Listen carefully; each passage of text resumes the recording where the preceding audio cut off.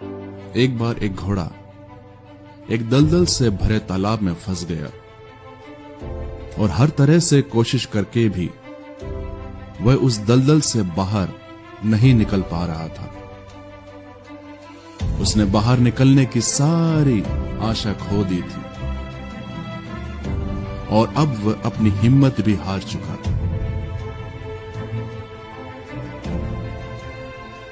लेकिन कुछ समय के बाद वहां से कुछ गांव वाले गुजर रहे थे तो उन्होंने उस घोड़े को वहां फंसा हुआ पाया।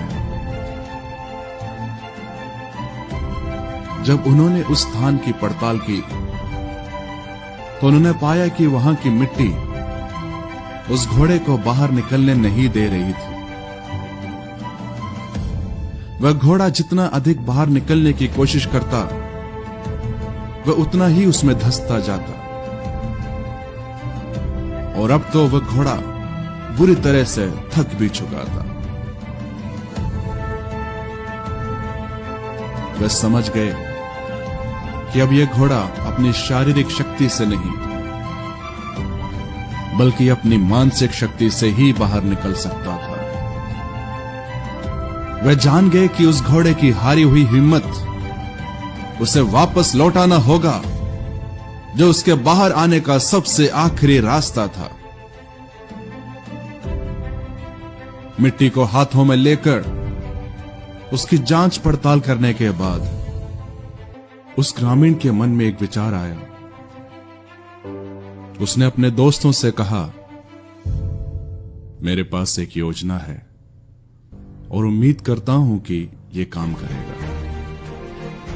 वह अपने गांव में वापस गया और वहां से घोड़ों के एक झुंड को लेकर इस घोड़े के पास पहुंचा और उस दलदल के तालाब के चारों तरफ उन घोड़ों को लेकर चक्कर लगवाने लगा। वह ऐसा इसलिए कर रहा था कि किसी तरह से उस फंसे हुए घोड़े को मानसिक रूप से उस दलदल से बाहर आने के लिए प्रेरित करे। और जब उस घोड़े ने अपने साथियों को उस तालाब के चारों ओर चक्कर लगाते हुए देखा तब उसने मानसिक रूप से निर्णय लिया कि वह एक आखिरी कोशिश करके देखेगा। फिर वह अपनी बची हुई पूरी ताकत को बटोर कर उठ खड़ा हुआ।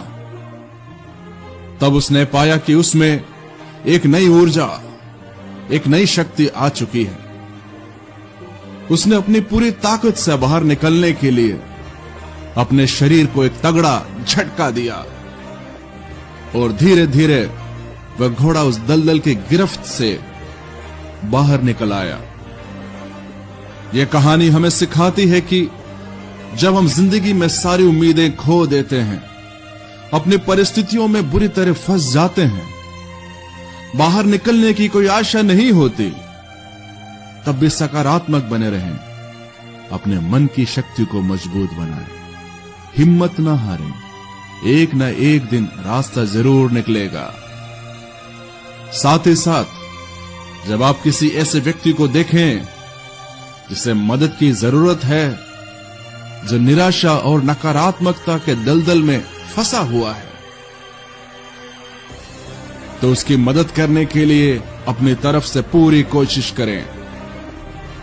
आपके विचार, आपकी मदद, आपका बढ़ाया हुआ एक हाथ किसी की जान बचा सकता है, किसी में उम्मीद की नई किरण जगा सकता है।